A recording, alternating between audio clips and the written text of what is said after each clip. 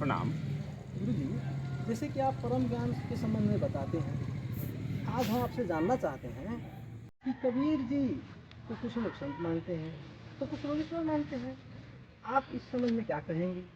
और कबीर जी ने मानव कल्याण के विषय में क्या उपदेश दिए हैं, ये आपसे जानना चाहते यह सही है कि कुछ लोग कबीर जी को संत मानते हैं, तो कुछ लोग उनको ईश्वर के रूप में भक्ति करते हैं। तो इसे मैं शास्त्र के आधार पर कहूँगा कि श्रीमद् भगवद गीता के श्लोक 18 अध्याय 7 में भगवान श्री कृष्ण अर्जुन को कहते हैं कि ज्ञानी मेरे स्वरूप है और वे मुझे अत्यंत प्रिय है। तो इसलिए जो लोग संत मानते हैं वो भी ठीक है, और जो लोग ईश्वर के रूप में भक्ति करते हैं तो वो भी गलत नहीं है।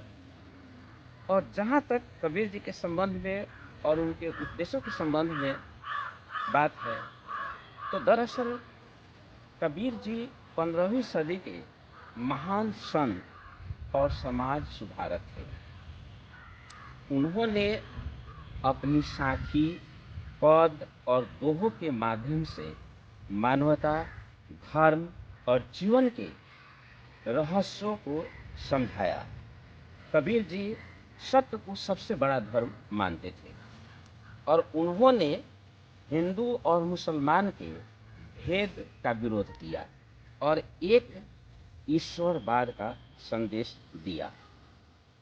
फिर उन्होंने आडंबर और पाखंड का भी विरोध किया। उन्होंने कहा कि धार्मिक रीति रिवाज और बाहरी पूजा पाठ से ईश्वर नहीं मिलते हैं। उनका यह दोहा बहुत प्रसिद्ध है, जो इस प्रकार है: पाहन पूजे हरि मिले, तो मैं पूजू पहाड़, ताके ये चाकी भली, किस है संसार।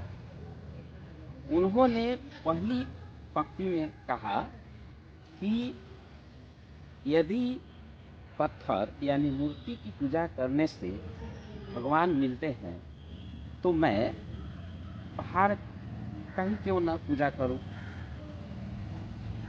फिर उन्होंने दूसरी पंक्ति में कहे कि उससे अच्छा तो ये चक्की जिसे आटा पीसा जाता है उपयोगी, क्योंकि वह पेट भरने के लिए आटा पीस करके देता है। तो इस प्रकार उन्होंने कहा कि उपयोगी चीज है वह हमारे लिए महत्वपूर्ण है, न कि कर्मकांड। तो कबीर जी ने अपने उपदेश से लोगों को मानवता, सच्चाई और प्रेम का संदेश दिया, और उनका उपदेश, उनका संदेश आज भी प्रासंगिक है और हमें सही मार्ग पर चलने के लिए प्रेरित करता है। हैं। धन्यवाद गुरु जी। आपको भी बहुत बहुत धन्यवाद।